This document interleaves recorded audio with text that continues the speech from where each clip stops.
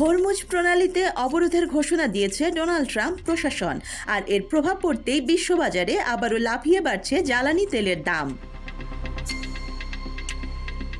ইরানের বন্দরগুলো অবরোধের মার্কিন ঘোষণার পর লেনদেনের শুরুতেই ঊর্ধ্বমুখী হয়ে ওঠে বাজার।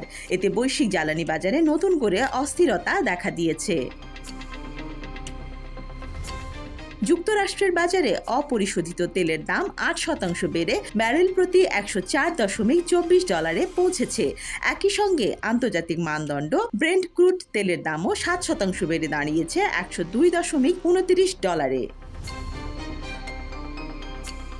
মাত্র কয়েক মাস আগেও গত 28 ফেব্রুয়ারি ইরান যুদ্ধ শুরুর আগে তেলের দাম ছিল প্রায় $70। যুদ্ধের প্রভাবে তা একসময় $119ও ছাড়িয়ে যায়, যা বাজারের অস্থিরতার বড় ইঙ্গিত।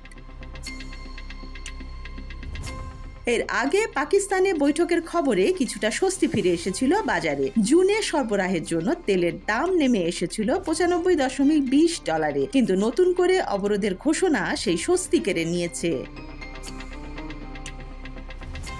বাজার এখন আবার যুদ্ধবিরতির আগের অবস্থায় ফিরে গেছে। তার মতে হরমুজ প্রণালী দিয়ে প্রতিদিন প্রায় 20 লাখ ব্যারেল তেলের সরবরাহ বন্ধ হয়ে যেতে পারে।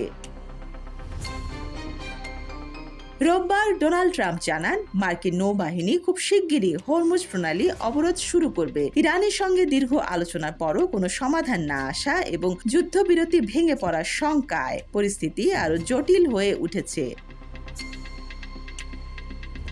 তিনি আরও ইঙ্গিত দেন, নভেম্বরের মধ্যবর্তী নির্বাচন পর্যন্ত তেল ও পেট্রোলের দাম উচ্চ অবস্থায় থাকতে পারে। পাশাপাশি ইরানের উপর সম্ভাব্য হামলার রাজনৈতিক প্রভাব নিয়েও কথা বলেন তিনি।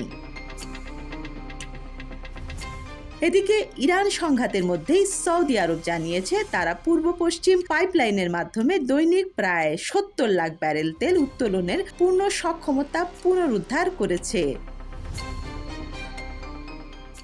সব মিলিয়ে হরমুজকে ঘিরে নতুন উত্তেজনা আবারও বৈশ্বিক জ্বালানি বাজারে বড় ধাক্কা দিয়েছে। ফলে সামনে তেলের দাম আরও বাড়তে পারে এমন আশঙ্কাই এখন সবচেয়ে বেশি। বাংলাদেশের খবর ডেস্ক, ঢাকা।